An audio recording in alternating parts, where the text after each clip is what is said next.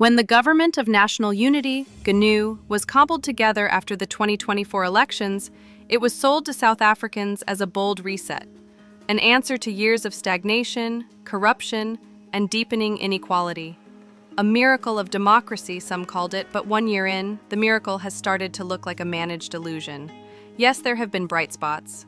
The GNU avoided a fiscal cliff by backing down from a VAT increase. It brought long overdue scrutiny to government departments, especially those now under DA leadership. It even gave markets something to cheer about, albeit briefly. But for millions of South Africans, especially outside Gauteng and the Western Cape, daily life remains as precarious as ever. In provinces like the Eastern Cape and Limpopo, you wouldn't know a new government was in charge. The GNU, some call it a grand coalition between the ANC and DA, was supposed to deliver stability, but instead, it delivered strain. The DA and ANC, the two biggest coalition partners, can't agree on core policy questions, from tax to land to education. Budget battles have exposed just how fragile this marriage of convenience is.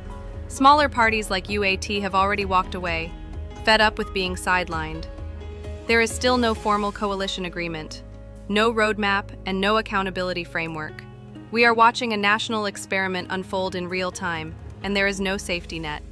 And while the ministers argue in Parliament, the people continue to wait for electricity, for jobs, and for water that doesn't come out brown.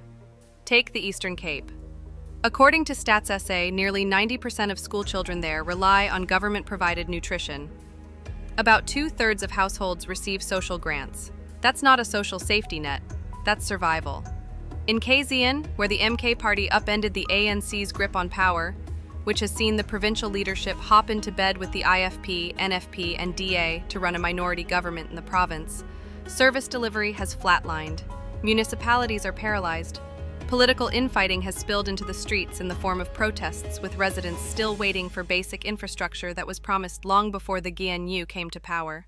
This coalition government has been good at talking about working together, but it has failed at the one thing voters truly care about: getting things done. A coalition of the elite? There's a hard question we need to ask. Has the GNU become an alliance of elites, managing perception more than performance? For investors, things have improved. The rand held. Business confidence ticked up. Cyril Ramaphosa got his photo op in Washington, even if Donald Trump hijacked it with white genocide conspiracy theories. But what about the unemployed youth in Tatha? Or the underpaid domestic worker in Umlazi? Has the GNU seen their lives improve? The numbers say no. Unemployment remains high at 32%. Growth is sluggish, and load shedding may be less severe, but it's still a fact of life. And inequality? Still obscene. Right now, the GNU is coasting on political novelty.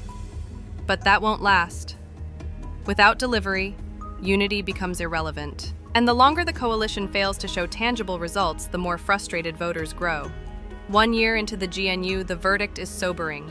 The GNU has been grossly ineffective in changing the lives of South Africans. In a country where every day without progress deepens mistrust, indecision becomes its own kind of betrayal. With untapped human resources potential coupled with the wealth under our feet and in our oceans, South Africa does not need a miracle. It needs a government that works for them.